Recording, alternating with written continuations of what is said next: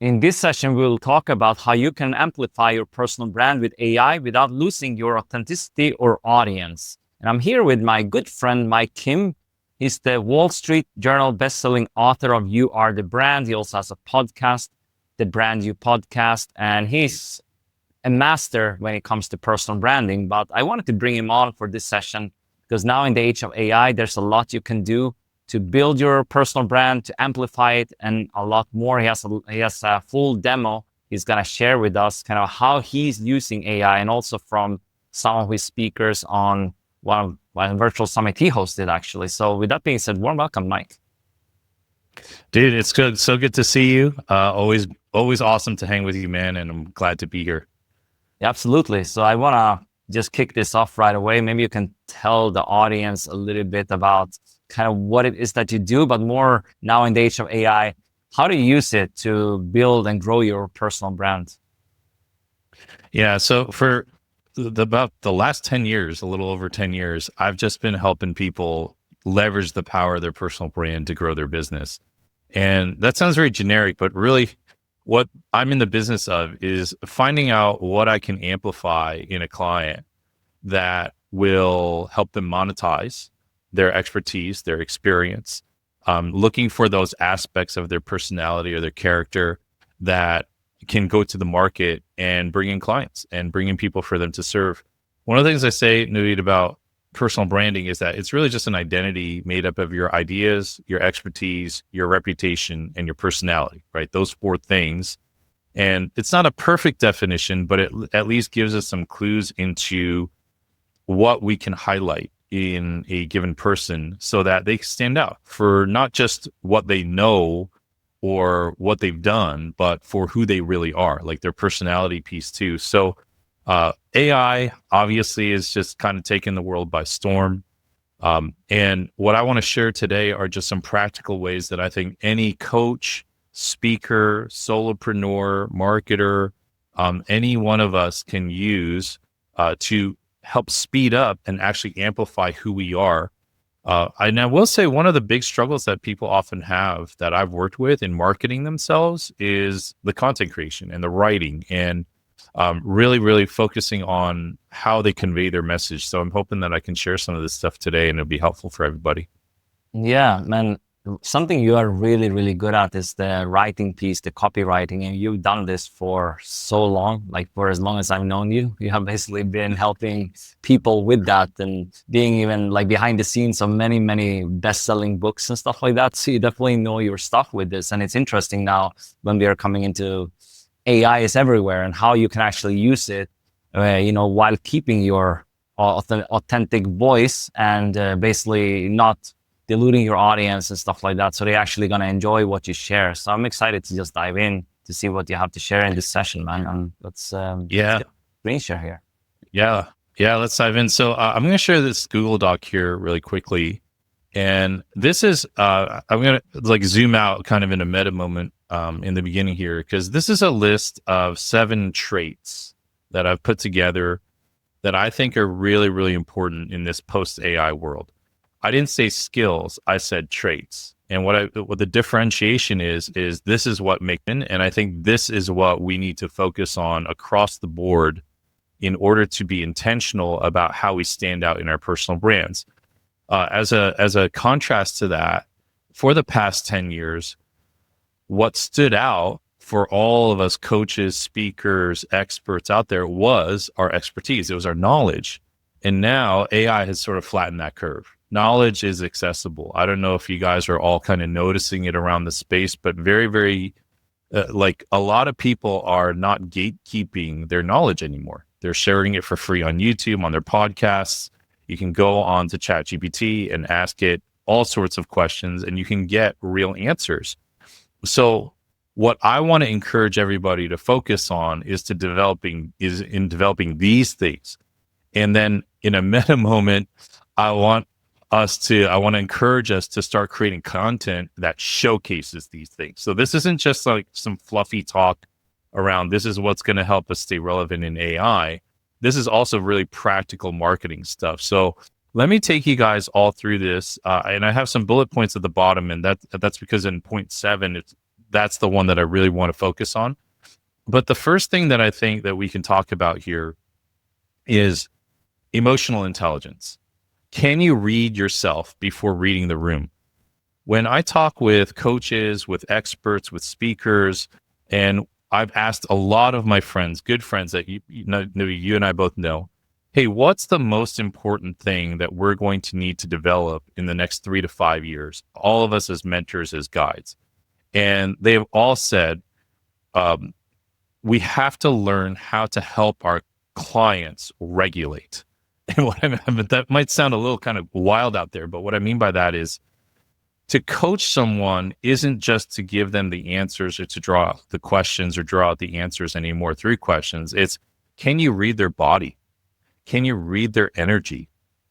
Can you help them identify what's really going on in their emotions, right? So in the past, we used to be able to just coach people, give them advice, and call it a day. Now, because AI has flattened that curve and they can get answers, some studies say that ChatGPT can now coach somebody at the same level of an ICF certified coach. Like, if you really think about that, that just means all the expertise of the coaches has sort of flattened. But what else can we bring to the table? It's the emotional piece. It's the energetic piece. Can you help your client read themselves before they kind of make a bad decision? Can you regulate yourself? Can you talk about this? So IQ, right? And now we have EQ, but I think what we're eventually going to move into, and I don't have a term for this yet, is our coach is going to be able to help clients regulate their energetic intelligence, right? So emotional intelligence and energetics and all that sort of stuff, I think we have to pay attention to. And what I would say to everybody who's wondering, well, Mike, how do I market this then? I would encourage you to talk about how you do this for yourself, right? How you regulate yourself. How do you ground yourself? How do you center yourself? Naveed, I know that you got Ryan Levesque on the summit as well. Ryan's become a good friend, and I love his message right now. One of the things he talks about, we talk about this a lot, and he said, when I wake up in the morning, I want to touch God-made things before man-made things, right? Before touching a screen. And I think that's a version of this. So the emotional piece, the energetic piece, I think is a huge component of what we need to focus on and also showcase in our own marketing. Yeah, 100%, man. This is good. This is a good like foundation for people need to know. Really, I think it's good to lay the foundation like this. And just before we kind of dive into the nitty gritty of how you use the AI tools and prompts and all this stuff, for sure. Yeah. So second thing, I'll just run you guys through all this. It's good. Just keep going. Yeah, man. Pretty high level. This is awesome. Yeah. So number 2 here, judgment and critical thinking. So one of the things I've told my clients forever, I mean, for the last 10 years, right? And I work with a lot of marketers who do a lot of hands-on work. Like their hands are literally on the keyboard or the mouse. They're doing hands-on work.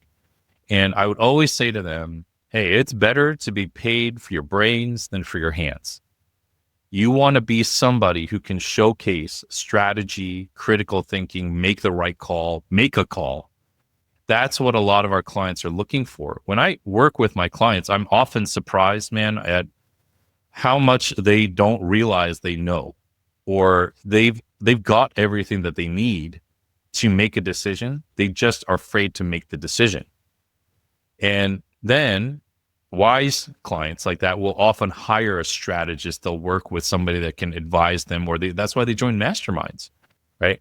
So I think this is a golden opportunity when AI can take a lot of this hands work off of your plate for all of us to step more into a strategic and an advisory role. A couple months ago, when ChatGPT came out with all of the image generation software, I have a lot of friends in the marketing world, and a lot of the designers and the creators were freaking out. They're like, oh my gosh, this is going to take our job. I'm like, first of all, it's not going to. If you're really good at what you do, it's not going to take your job. I mean, I've played around with the image generators, and I know that you can do a lot with it, but it's still limited. It's almost easier still to just go to somebody and talk to them and have them draw up what you want. But as a potential solution working forward and helping them reframe it, I said, instead of looking at this technology like it's going to take your job, why don't you use it as a stepping stone to step into a strategic role and say, hey, great news, guys. Say this to your clients. Like, great news, guys. We have AI now, and some of this technology can help us move so much quicker on the things that we want to do and give us so many more options, which means that I can actually double or triple the output that you want from me. But also, it actually shaves down the amount of time that I'm working on things. And I can come alongside you and be in a more strategic role of how you might implement some of the designs and some of the creative that we create for you. And so I can step into that. And so this is an opportunity for all of us who do hands-on work to say, I can do this faster and we can create more outputs, but that also allows me to have more time to step into a more strategic role. Here are 3 or 4 or 5 ideas on how I think that you can use some of this creative to move forward.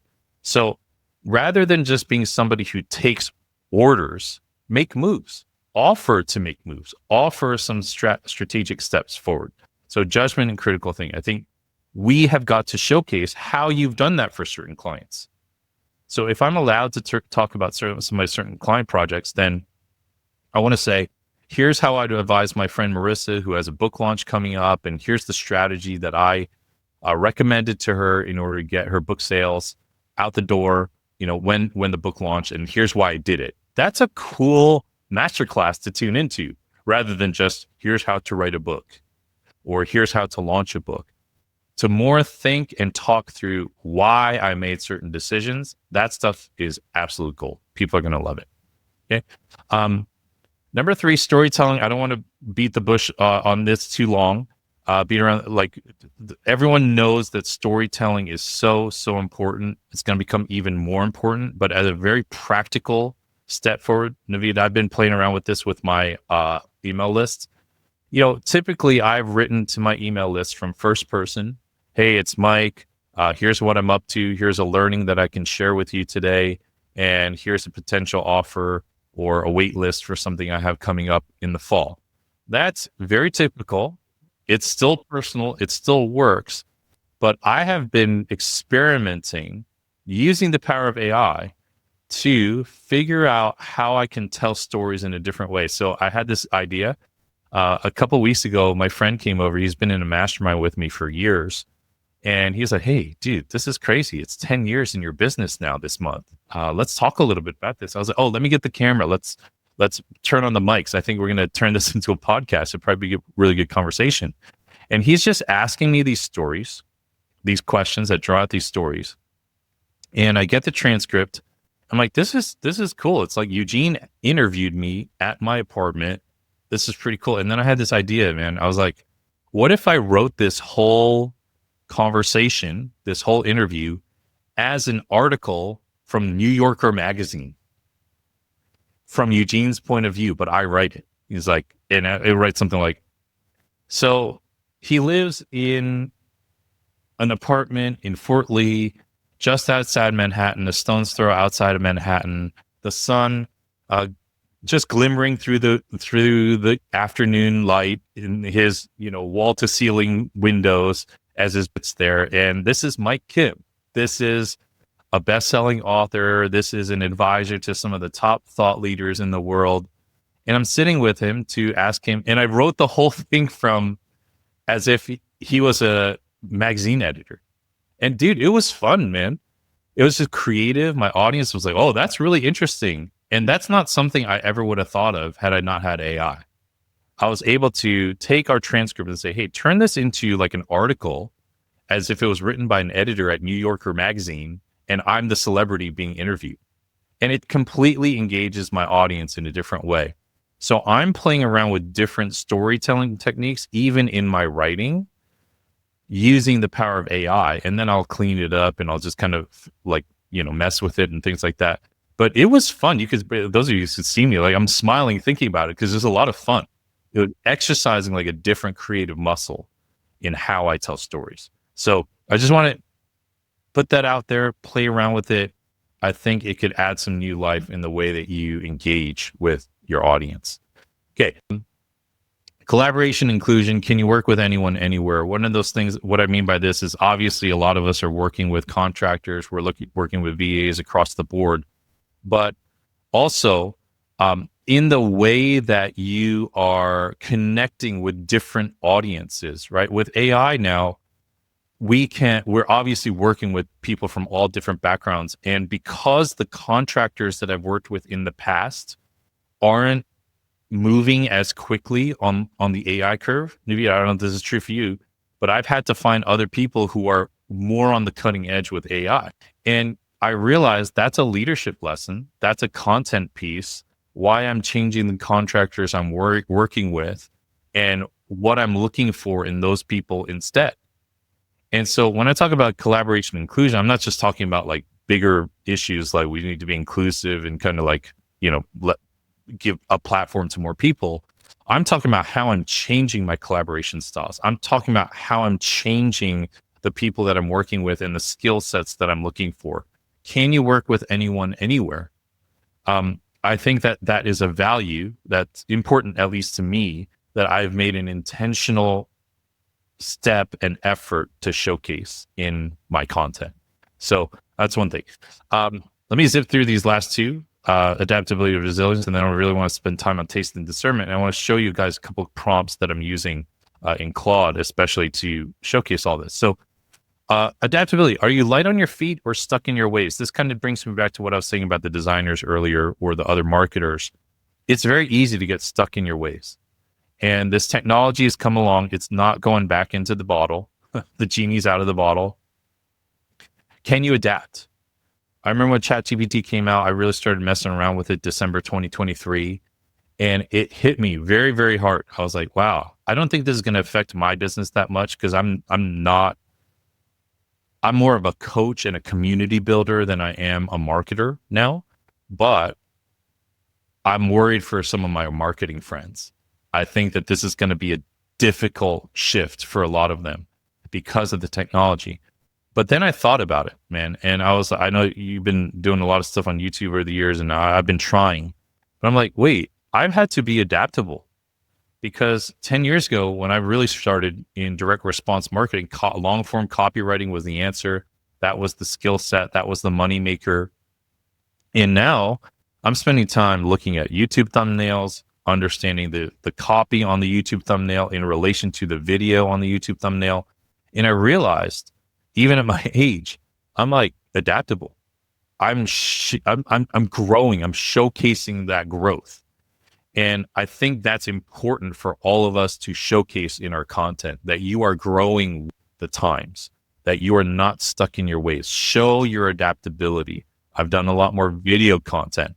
And so exercising those creative muscles, writing stories from the point of like an interviewer, writing for a famous magazine, all of these things showcase your adaptability, guys, and it's going to make you attractive to clients who do not know how to navigate all this change. If you can model that for your people, it's going to be really, really important. This amplifies who you are. 6, resilience. How well can you bounce back? We all have challenges. We all run up against the wall. We all have challenges, personal life, business. I want to encourage you to talk about those things. Talk about those things so that people can sense that resilience. People are attracted to people who bounce back. So don't just share your knowledge and here's how to do X, Y, Z, ABC. Share about resilience. Bro, I remember when we first met in Puerto Rico in person. Obviously, I'd heard about you online years ago, but I still remember we were talking a little bit about our backstories, our personal lives, and you and your brother, me and my divorce and all this sort of stuff. And like, I just remember like, man, I just know him in a different way now. I can see that this guy has paid the price in a lot of different ways. And so those are things that I believe we need to focus more on in our marketing. Okay. Number 7, taste and discernment. This is actually my favorite point here, which is why I put in the bullet points. The difference between noise and art. Let me preface this by using an example. So I shared a moment ago, we got all these designers, we got all these writers, we got all these creative people who are worried about AI taking their job. and they've been in the industry for 10, 20, 30 years, some of them. And I say, why are you worried? You know what? You have taste. You know what works. I can use AI to design a website or to create a photo realistic image. It's not the same as my friend LaShawn, who is an award-winning fashion photographer. When he showed me the prompts that he uses and the way he thinks through them, completely blew my mind, because he's putting in GPT about the kind of lens that he wants ChatGPT to use when creating the image. It was mind-blowing. Those are things that I will never learn because I'm not a photographer. The same thing with designers. You have 10, 20, 30 years of design. You have taste. When I look at writing, because I've spent most of my career in writing, I can tell how to use AI to amplify that skill. And I can tell when it's good or bad. So what I feel like I have with AI, I'm going to show you guys this in a minute, is when it spits back out readouts to me, I'm like, this is good, this is good, this is not good. Or I want to change this, this, and this. And I feel like that lady, Meryl Streep in Devil Wears Prada, where they're throwing her all of the magazine catalogs. And she's like, I like this, I don't like this, get rid of this. Or I like that dress, I don't like this dress. And she's just making choices.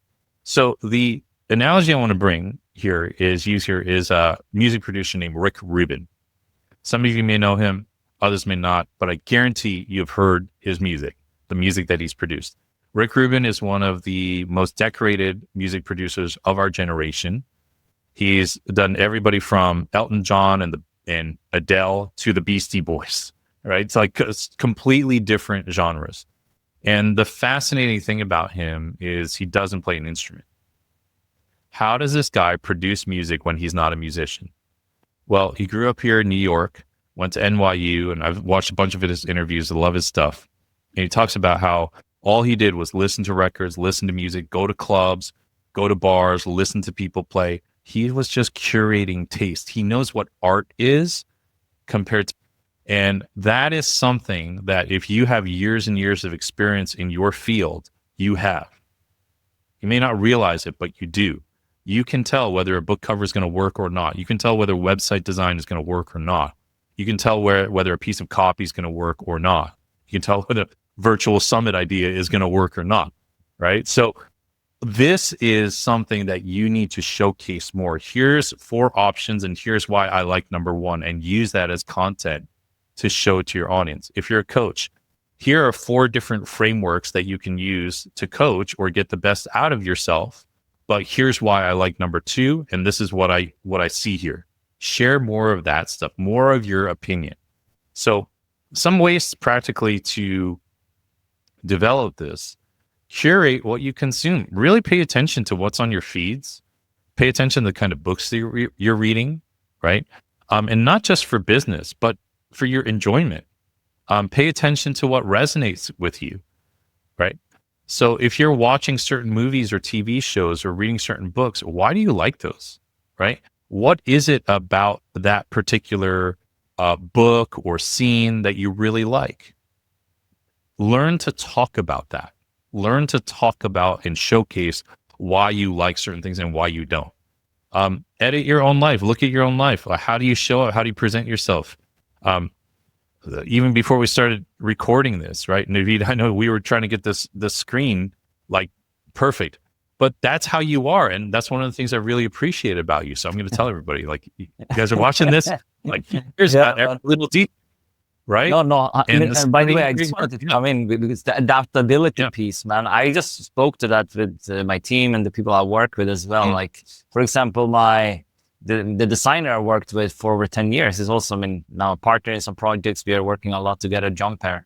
He's basically building something with Bolt and these kind of developer apps. Yeah, we can also do it. We can go in there to Lovable or Bolt or whatever. We can do it. We can probably figure out some stuff there with some prompts. But he's been a designer and developer and working with a team for, so long, like over 10 years. So for him, it's a lot easier to figure out tweaks, and also he's more patient. Like, that's also a key when it Yeah. comes to working with these AI tools, because a lot of people give up. They take the first output and then they might use it or might get frustrated, depending on if if it's bad or good or bad. Because that's a trait. Like, you need to understand what is good or bad. And in your case, Mike, you know what is good or bad copy. I mean, you have done it for so long, so you're never gonna use AI to just come up with some slob that is garbage, basically. And the same with a designer or something. He's not just gonna take a random image from ChatGPT or whatever, or even Midjourney, like you mentioned, LeSean, right?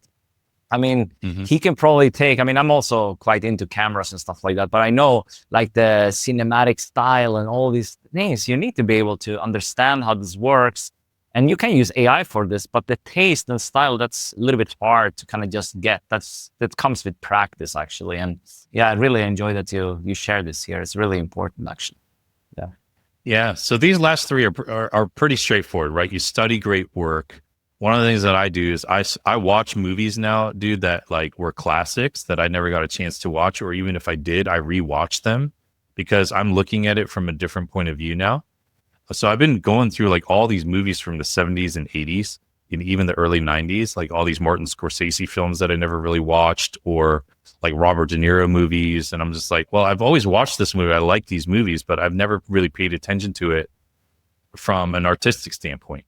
And I think art is something that we all have to pay attention to, right, as we move forward. So studying great work, practicing subtraction. What I mean by that is just paying attention to what's not there, what's not being said. I kind of liken it to like a Michael Bay movie, right? He did all those Transformers movies. And I remember feeling exhausted after watching it. I didn't actually understand. I love Transformers, those robots that change into cars and stuff like that. But I literally couldn't understand it because it was so much information overload. It wasn't simple. And then later on, the newer movies dumbed it down and made it easier to understand. One of my sayings is that do the difficult work of making things simple. So if you practice subtraction, you study how people are saying more with less, you're going to be in good shape. And then ask people whose taste you trust to critique your work, right? Get real feedback. So again, guys, these are all traits that I believe we should not just intentionally work on in our own lives, but these are all content ideas for you to showcase and stand out against what Naveed just said, the AI slop. And so I just encourage you in this. One of the things, if it's really cool, I'll show you guys a little, not a little, it's a big prompt that I'm using a lot in my writing projects. So this is Claude. I essentially use Claude for writing. I have found it to be a stronger writer than ChatGPT. So in Claude, I set up a project. You guys can see that. So I have these projects here. These are all different client projects or other things that I'm working on. And I like the user interface for it. So I'm going to just take you into one of my projects here. This is for a book that I co-wrote with my friend Andy Storch called Own Your Brand, Own Your Career. And this book is coming out very soon. And we have all of these chats here and things like that. But the cool thing about Claude, and I know GPT does this now, but again, I find Claude to be a better writer and I like it more for writing. You can add in all of these files in your project knowledge here. You just hit this plus sign and you can upload from your device. And if you sync it, you can actually connect it to your Google Drive. And what that means is that if I have, again, like something like this Google Drive, this Google document, Google Drive, I can just turn this on. This doesn't turn on right now because this is a shared project between Andy and I, but I can turn this on and it will bring the Google Doc into my project file. And so whenever I update anything on that Google Doc, it automatically updates in real time in my Claude project. So I use the Google Doc as a source document, make all my edits there, and then go into Claude and it pulls it straight from there. You can also see here, I've endorsed the PDF. I have our homepage for our, like Andy's website, his LinkedIn bio, our landing pages, my voice guide. You can load this up and you can see I'm only using 4%. And the reason is I deleted all the individual chapters because we actually finished the book. So that's why it looks a lot cleaner now. But when we were working on this, This had transcripts from our podcasts. This had transcripts from my podcast, his old book, my old book. All of that was in here. We cleaned it up. And the cool thing here is that you can do this in GPT as well. Again, you could do that there, but I just find this to be a stronger writer. This is the prompt, the project instructions. So please provide Claude with relevant instructions and information for chats within Own Your Brand, Own Your Career. So this is a really, really long prompt here. And I'm going to walk you guys through. I'll just go back to the Google Doc because it'll be easier to read there. So let me go back here. But here's the whole Claude prompt. And Naveed, you could see this thing's like 6 pages long, man. Yeah, I just wanted to jump in. I love that you're using projects and things like that this way. And also, I don't know if you've tested Claude's connectors, because I use Notion a lot in my business. I also use Google Drive and all this. So basically what you can do, I'm sure you have probably tested this. You can basically connect this. It's not as fancy. I mean, you don't need to know MCPs and all this. It's a connector basically. And it's a direct integration basically, just like you would connect your email provider or whatever. So it's like really easy. And before it wasn't there, you also have it in ChatGPT, a kind of similar one. But I feel Claude is stronger, especially with their Notion connector, and I can just go in there. Gemini have probably a better one with the Google products. So Gemini is actually coming up really strong. So I've tested that with YouTube and stuff like that. But Claude for writing and accessing Notion, like even for like, I created like a speaker tracker just from like accessing this. So you can do a lot of stuff. Like you can access all your content, whether that's in Notion or Google Docs or something, just via Claude basically. And then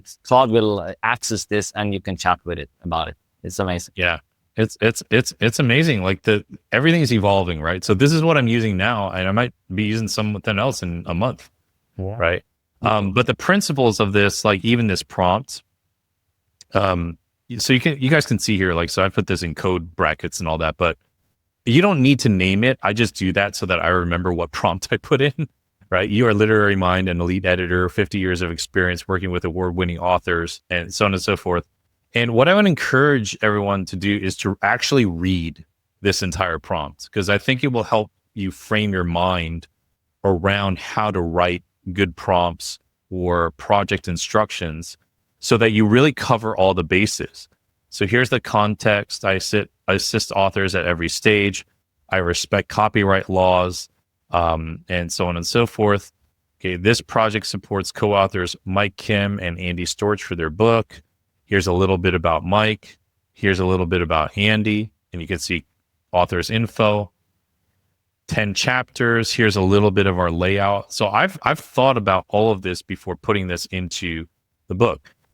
Into the project. This mixed stage manuscript requires various levels of editorial attention and technical assessment. So what happens here with the assessment, Naveed, is that when I write a chapter and I throw it in there, and then I ask Claude, evaluate this chapter, assess this chapter, and it literally gives me like an out of 100 score. Grammar, punctuation, and mechanics, 70 out of 100. And it tells me what to be updated. Style and consistencies, it'll even that out in proofreading. Clarity of flow of ideas, 85 out of 100, right? Structural integrity of arguments and narrative. There are things that don't really transition well. You should consider adding a segue sentence here. This is all super, super helpful for me. So when I dial, I feel like Tony Stark talking to Claude. I'm like, okay, tell me what, and then I break down each of these things. And I say, okay, what changes do I need here, and here for the grammar, punctuation, and mechanics? You need to do this, this, and this. Okay, make those changes and let me see it. So all of this is a quite long prompt. You guys can see here, we're still on the second page, but voice preservation, using a numbered system, that's where it comes from. So it gives me technical corrections, style consistency issues, clarity improvements, example annotation. So this is how I want it to talk to me. Consider adding a specific example here to illustrate this concept between these two paragraphs. And so here's values from 1 of 100 in increments, right? Okay. The I identify, this is what the prompt identifies, and then 3 levels of editorial feedback: annotations, chapter summaries, comprehensive assessment. This is one thing that I just like to do as the copywriter, right? Maybe it's Elite Copywriting Principles, Ogilvy, Eugene Schwartz, even Joanna Wiebe from, is it Copy Hackers, right? I just like her style. So I'm just pulling them in. My editorial voice is always encouraging but honest, specific with examples rather than vague, solution-oriented. And you can go all the way down the list here. So what I would encourage you guys to do is just take this. You can have it, throw it into one of your projects. But here's the other cool thing. Mike, I'm not really writing a book right now. It can be useful for me. But I write a lot of email. Take this prompt, throw it into ChatGPT, and say, I want you to rewrite this prompt for my business. And just tell it a little bit about your business. And it will redo this prompt for you. And it will update it. So it's like the gift that keeps on giving, in that you can just use this for all these other projects. So I've used this same prompt, project instruction, for other client projects. But what I have to update is this part: who the author is, what the goal of the book is, and so on and so forth. Just use AI to inform AI of itself, but have a strong template. So you guys can use this as a template. So, So when I have that and go back into Claude, I'm not going to take you guys into all these individual chats, but when you see it, it's like literally remind app activated. I'm using it for all of these things: book front matter, right? Writing style, revision strategy, all of these things, helping me get really good feedback on my book a lot faster. And of course, just to kind of tie a bow on all this, a lot of these traits were from that actual book that I just shared with. So this is why some of this content has been curated already. But we wrote a chapter on AI, and this is the stuff that's in the book. Well, AI helped me evaluate my writing, helped me clean it up, improve it. And I still had to make human decisions like, no, the AI isn't really trying to understand what I'm saying here. I need to go back in and rewrite some of this by myself. But I would say, man, this has saved me hours and hours of just this book project. And again, you guys can use this in your email marketing, your YouTube video scripts, in your short form video scripts, anything along those lines. So yeah, so that's one practical way to use AI and amplify your brand without losing your authenticity. I'm still hands in the mud when it comes to the writing, but this is one way I use it. No, this is awesome. And I think, taking a prompt like this, or instructions basically, and then you can turn it into anything. That's the beauty of AI. You can use ChatGPT or Claude to do this. ChatGPT is quite good, but also Claude can help with this. And then you can tell it, like, now you can also share examples from your email marketing actually and add it there. You mentioned some famous copywriters. You can do the same thing. Maybe you like some LinkedIn posts or some emails or newsletters that you read or follow. Then you can actually add that in there, and it will be stronger. Or even as example, you can actually upload information which you showed, like you showed in the projects there. You can upload a lot of stuff, and I think right here, there you see it on the screen. So you can upload files basically, or text actually, and you can upload quite a lot. The only thing I've found, I don't know if you've seen this, Mike, with Claude, it gets sometimes slow. At least when I'm using the desktop app, it's kind of like lagging a lot when you're adding a lot into. I hope they fix this. That's the only complaint, and also that you run out of time sometimes, or basically you have like 5 hours on the Pro plan. You basically need Pro if you want to use Claude to its extreme. I think that's the projects are only available in Pro too. It's like $20 a month, similar to ChatGPT Plus. So I would highly recommend. I mean, at least one of them, but I've subscribed with like dozens of tools because I'm so in the weeds to use different things and test it and stuff like that. But for sure, Claude and ChatGPT, I use it daily basically. So I would definitely encourage the Pro plans. Yeah, absolutely. It's funny because like after all this AI craze, it's fascinating. More people were buying my copywriting templates. Ooh. And I noticed the sales on my website for like my copywriting templates. I'd have like swipe files for sale. They were cheap or whatever. And I'm like, oh, I know what's happening. Some really smart people are taking my swipe files and uploading it into their AI. I'm flattered, right? They're like, oh, I want to see some of the pages that Mike's written for his clients. And I've seen those sales because it's like $30 or whatever. And I'm like, yeah, that's actually pretty smart. Like if they've been listening to my podcast, they like my writing style. Let me go in and buy this guy's swipe files and load it into my AI and say, like, write like this, use this as a template. And so that's another way around it. That's another way to use AI. I just think of it like a second brain. And to me, AI is a much faster informational retrieval system. I was an 80s kid growing up. So when I went to the library, we had to use those card catalogs. Like you pull out a card catalog and you like look up the card and you find the book. AI is like that on steroids, just lightning fast with more capacity. And so all of the lead magnets you've ever downloaded in your life that you've never done anything with, load them into a project and call it lead magnets or something like that. And just use the AI to pull all the information rather than reading it yourself. And you'll probably make use of all those free resources you downloaded over the years. So there's so many different ways that you can use that. Yeah. Such a good tip. And I actually found a tool, I don't know if you've heard of it, called Recall. And basically there you can upload YouTube videos, or basically it's organizing your knowledge automatically. Basically, it's a little bit, they like Notebook LM. I'm sure a lot of you might have heard of it from Google. You can then, chat with your knowledge and all this, but they have some limits sometimes and what you can upload. So I started using Recall basically to just, when I have a link to a YouTube video, or that can be a book or anything, and then I just share it there, and then I can chat with the information basically. So it's quite neat. It's a very simple tool. That's cool. It does quite a lot. It's quite affordable, and just kind of stays organized there. And I think that's really key when you have a lot of PDFs or something. You can just upload it, and you can, if you have a specific project though, like you wanted to use it, I think Claude projects, or maybe in ChatGPT, you can add it there as a knowledge. Basically, I did the same. I started to create a lot of videos and images like with AI. And then I saw that these tools, they have basically a prompt guide on their websites. And I said, okay, what can I do with this? Basically, I created a custom GPT with all this information, took it into a Google Doc, exported as a PDF.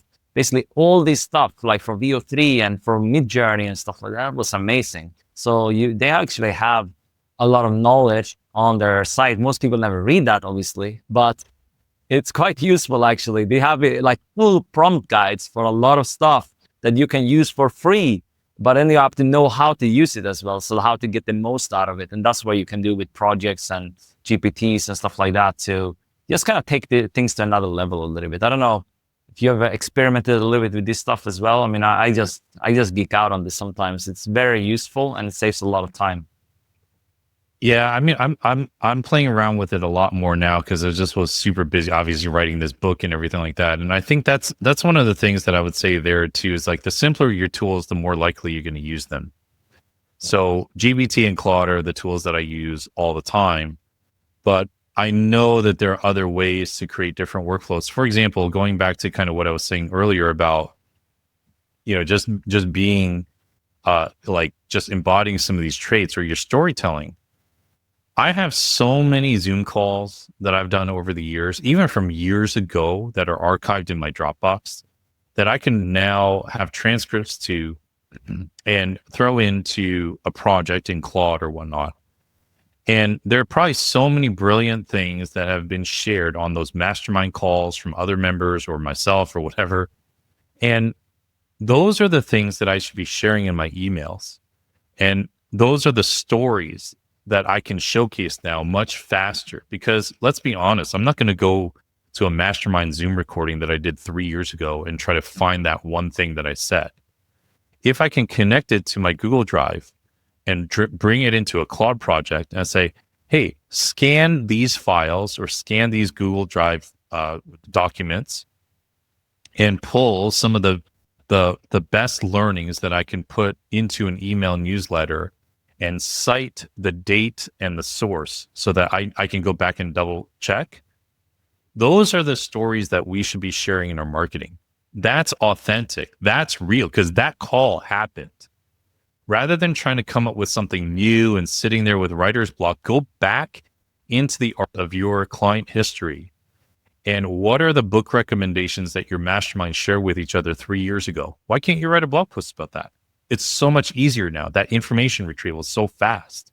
So I feel like, honestly, I probably don't have to do any more storytelling. I don't need to live new stories. I probably have years and years worth of stories that I can just use AI to bring back from years ago and make new again and fresh again. I've almost 400 podcast episodes. Like, there's stuff in there that I have absolutely forgotten. Why don't I set up a workflow for AI to access those transcripts and then pull them in? So just easier ways to tell authentic stories about you and your audience back to your growing audience. This is what AI can help us do. Yeah, and it's man. gonna I be feel I'm it's more amazing. organized, man. I feel I'm more organized when it comes to things now than I was before, because I want AI to basically access this information. That's the key. And if I'm not organized with my stuff, it will not be able to do that very easy. So I think that's something I've been better at with AI, and then basically doing things faster. But something else, I think you have a lot of this too, like case studies basically, and telling stories there. Again, we come back to storytelling, like stories sells, right? And not just your own story, but also your customers and clients, your students, basically, if they have achieved success with, like in my case, maybe Virtual Summit Master or some of our AI products now, whatever we're coming out with, like then we can tell these stories, and it's a lot easier to tell the stories in different ways using AI. That was like it was quite a struggle, to be honest. I didn't really enjoy to like go through all these transcripts and all these videos and stuff like that. That was quite boring. But now with AI, I don't have to. And that's great. So I don't know if you're experimenting with similar things. I mean, you must have a lot of videos and case studies and stuff like that, Mike, that you can just go through like from the past, basically. Yeah, I mean, even this writing project, it was the same thing, right? So I had a co-author. He's got 2 podcasts, and he had a book. I'm like, I'm not going to listen to all of your podcasts. I'm not going to read your entire book all over again before we start. I'm going to look for top of the wave stuff. And yeah, he told me kind of the record. Here's some couple of podcasts that I really like over the years. Here's some stuff that I think we can use. But man, I was on a ghostwriting project like 3 years ago. And this is before any of the AI came out. So I just had to raw dog it. And it's kind of crazy that like, this is how things used to be, but that it was a different client, but she had, I think, something like 150 podcast episodes. So you're looking at least 75 hours worth of content. If every episode's a half hour, 75 hours of content on her podcast. And I was like, I don't have time to listen through all of this. There's interviews with people. I don't know if they're going to be relevant or not. So my workaround at the time was to, at the time, Stu McLaren had a software out called Searchy, and I think it's now membership.io. And I subscribed to Searchy not to use it for my audience, but to connect her podcast to it because Searchy gave me transcripts. And I will manually go look at the titles of the podcast episodes and download the transcripts that I wanted, and then have to read through them. Dude, this took hours. My actual writing time didn't start until hours and hours and hours of work doing the research.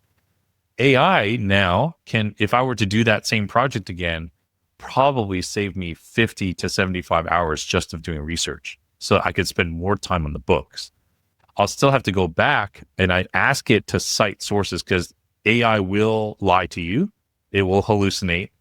So even in those Claude projects, when it tells me something, I'm like, I'm not sure about that. Tell me where you found that. And it'll actually tell me, oh, on page 6 of the PDF of this, that's where I found it. I was like, oh, okay.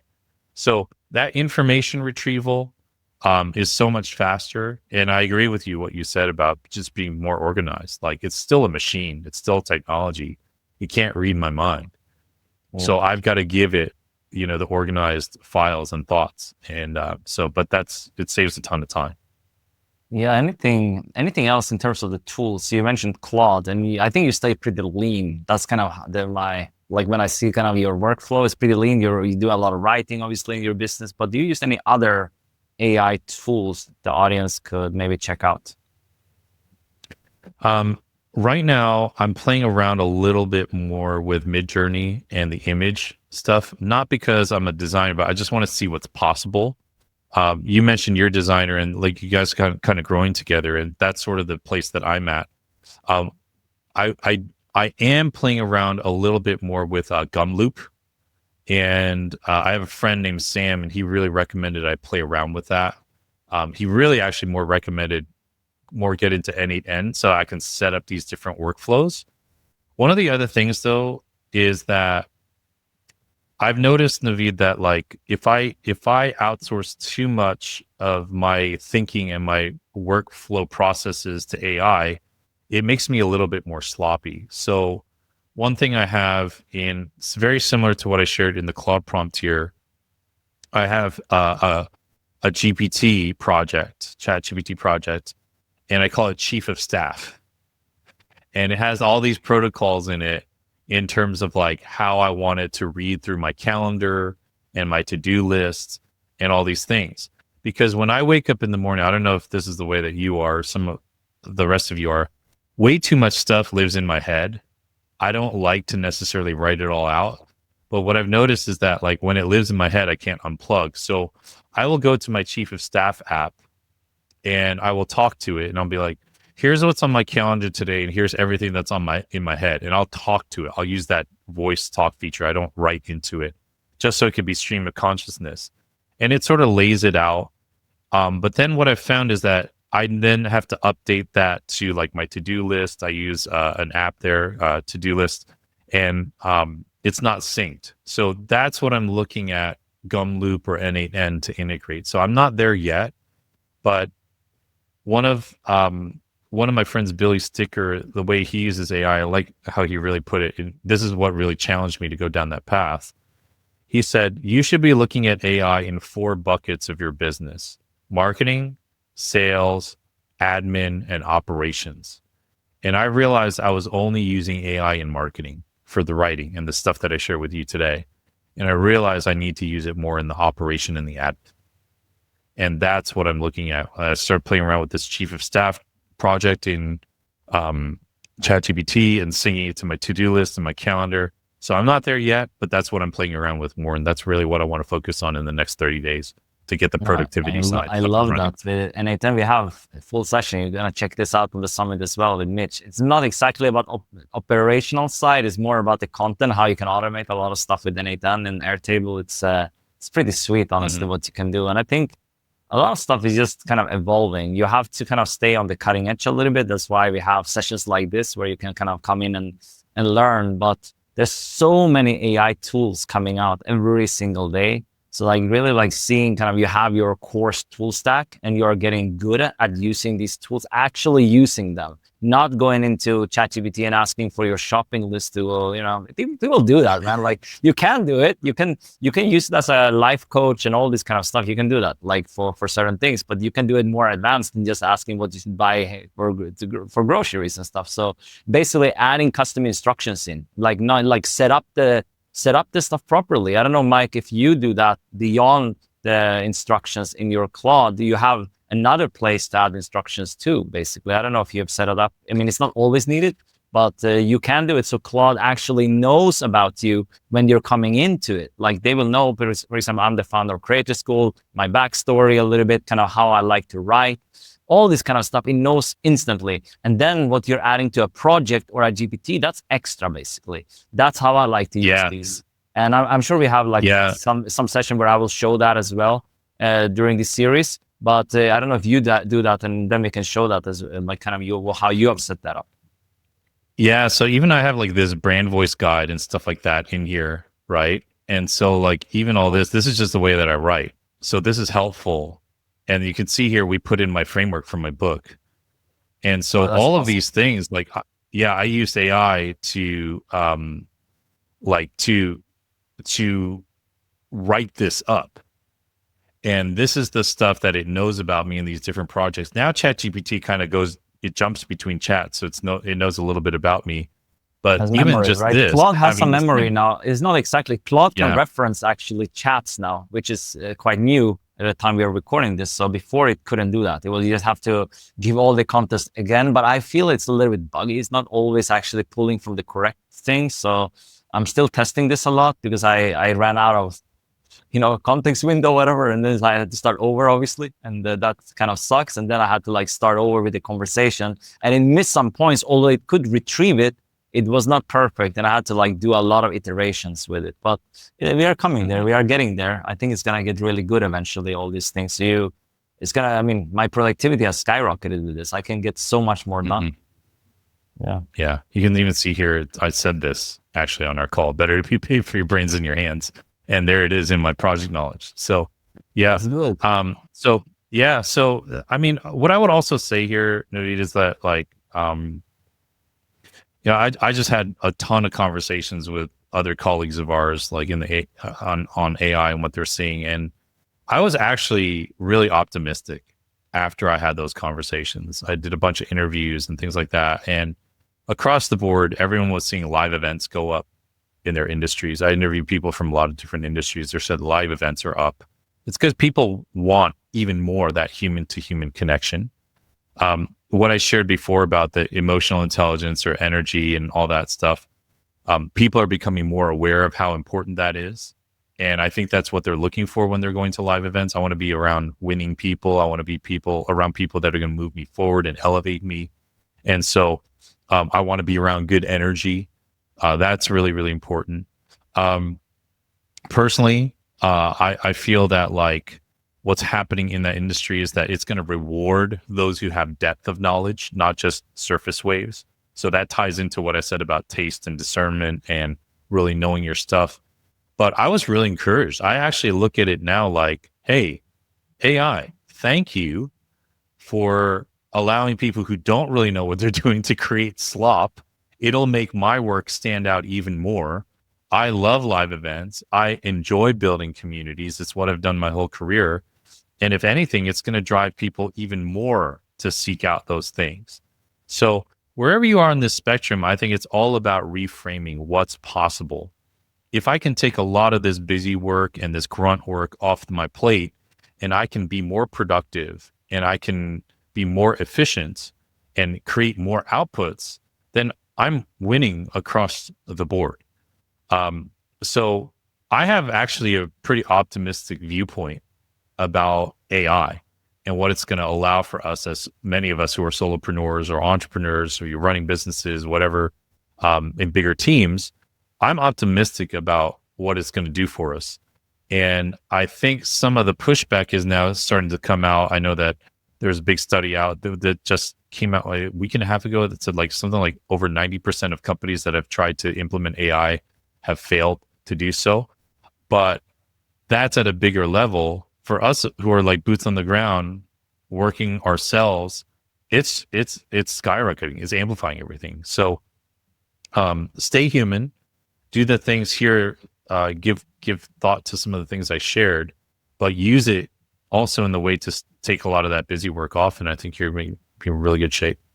Yeah, I wanted to touch on a few things. We mentioned that in the pre-chat. I almost forgot about it, but that's you hosted a very popular virtual event about AI as well, more on the personal branding side. But I wanted to know what your speakers shared on that summit. If you can share some insights on what you learned from the speakers you featured. You had some great names on there as well. And yeah, congrats on the success of the summit too. Yeah. Yeah. Thank you. Yeah, it was, I shared some of this here, but like what I saw were like some really, really common threads were that, if anything, we need to focus on the things that are going to make us more human. It's just a different way of looking at it. So what I was trying to share here with these 7 points wasn't just that this is stuff that you need to embody. It's stuff that you can share content around. How you're growing in emotional intelligence, how you're growing in critical thinking, how you're growing in your storytelling. One of my speakers, Lauren Johnson, she's a mental performance coach. She worked with the New York Yankees, U.S. women's national soccer team. She does a lot of corporate speaking, consulting. And my question to almost every person I interviewed was, what are you seeing in your industry, and what's the one big thing that you would say that we need to develop in? What skill or trait do we need to amplify or develop in? So Lauren shared with me that depth of knowledge. I was like, what's the one thing that coaches and speakers and trainers are going to have to really, really double down on in the next couple of years? And she's depth of knowledge. And that comes back down to taste and discernment It comes down to critical thinking, wisdom, how to apply what you know. AI still doesn't know that. It doesn't know that, right? So depth of knowledge. JJ Virgin, who is, I think JJ's in her 60s. She's one of the leading health influencers and has been for a really long time. She says, I'm just using AI to clone myself because I have all the institutional knowledge. She was looking at this from a team standpoint. Like, they don't have to come to me anymore to ask me about this particular supplement or nutritional line. They've uploaded everything into the clone, and her marketers can get all the information from that instead of calling her. Another piece I saw, both JJ, Ryan Levesque, Chris Ducker, we were talking about books, and books aren't going anywhere. People can upload a book into a PDF and upload it into AI. My book's up there somewhere. I mean, and when I randomly type in ChatGPT, Mike Kim, it knows who I am. It doesn't know I'm asking it, but it knows my stuff. But books are still the most distilled, clarified thinking, presumably, of a thought leader. So if you can talk to my AI bot, yeah, that's one thing, but the returns are only as good as the prompts that you give it, and aren't good at prompting. So rather than just talking to the AI, people are going to be more driven to get my book because they want the best version of my thinking. That's what a book represents. And if you look at the stats, books are up, book sales are up, audiobook sales are up. Barnes and Noble, I think, has opened something like 16 new stores in the United States in the last 18 months. So if anything, AI is making it so noisy that people want silence and focus, and it's going to drive people back to live events and to books. So that's all really, really good news. So those are just some of the I come bearing good news. You know, I come with gifts of good news for all of us. Use AI, but the world is not burning down, at least in our markets. It's not burning down. People want to be with one another. Yeah. Such good advice. I use AI a lot to extract what I learn, basically, and upload, let's say, a PDF or EPUB or whatever Kindle to 11 Reader and stuff like that. And I can listen to the full book or whatever, like, because I've traveled so much, I don't have physical books too much. And I can also do that with the AI in Claude. If I use it for a project or something, I think that's really to make you smarter as well. I think a lot of people get dumber with AI, as you mentioned a little bit, like you get like a little slow, like when you use it too much. But like if you're actually using it to learn, I think that's very, very powerful actually. And that's how one of my biggest use cases with AI, like to learn topics and then break it down, even creating prompts. If I, let's say, read your book, Mike, I could actually extract prompts based on what you're teaching and then teach myself, or maybe I wanted to explain it in a way to my audience, your concepts, then I can do it that way. I think that's a really cool way of using AI. Yeah, I love that. I love that. And the other reality too is that I've seen this in the communities that I run. And we've talked about AI. I've taught them some of the basics on AI. And you would think that there would be a proportional increase in their content creation and how much they're putting out there. And there isn't. Everyone thinks that their content creation is because they're not a good writer, or they're not, they don't have good scripts or whatever. But AI can do all that. It's more a psychological. They just can't hit publish. They still have that hesitation of putting things out in the world. So if you're one of these people that think that there's going to be a huge influx of more and more content and your competition is going to overtake you, the reality is that the people who are creating more content are the ones who are already creating content. So it's just noisier. So it's not like everybody is posting more on Instagram or LinkedIn or writing more books. That's not what I've seen. I'm hands in like every day with these people for the last 2 years, and I'm not seeing a proportional increase. So if anything, if you are a creator and you've already been creating, you're going to stand out even more. So I would just encourage you guys to reframe it. It's easy to see all the doom and gloom online, but use it. In that way, there's a window here to stand out. Love this. And do you have any final words of wisdom or anything you wanted me to ask, or anything we didn't touch upon that you wanted to share here before we wrap up the session, Mike? Yeah, I think the only thing I would add is it's just kind of in the same vein of what I've been sharing here at the end, is that the only thing that you can control is your frame of mind, like how you're framing this. If you're seeing AI as like a huge existential threat and it's going to come take your job or take your clients or whatnot, then you're going to act that way. But if you can see it like an opportunity, like this is a very incredible technology. When I get away from all of the nuts and bolts of it, I sit here and I think about this thing has access to my digital hard drive, my digital brain. I can talk to it. I've actually felt like sometimes it's slow, and I actually can't wait till they create an interface like Jarvis in Iron Man from the Marvel movies, where I'm not having to type things in, or like I can just sit in my car and just be like, hey, I got this on my mind, look through my calendar, blah, blah, blah. That would be incredible. And however we adapt to bringing value to the world, use AI to help yourself bring more value to the world. If you bring value to the world, you'll always be okay. And that's what I would say here. If AI can make you more valuable, then you're going to be fine. You're going to win. You're going to succeed. You're going to thrive. That's what I would say. 100%. And where can people connect more with you? Where do you want people to, check everything out you have going on, Mike? Yeah, MikeKim.com, or on Instagram at MikeKim is where I usually live on most places. So check us out there. And if you are curious about personal branding, especially for corporate professionals, check out my new book with my buddy Andy, Own Your Brand, Own Your Career. It'll be out now. So yeah, you can check that out. That's the latest project. We'll link all the resources up, Mike's details on social media, stuff like that. And if you have any takeaways from this session, be sure to drop it below in the comments. And I'll talk to you guys very soon. Ciao for now.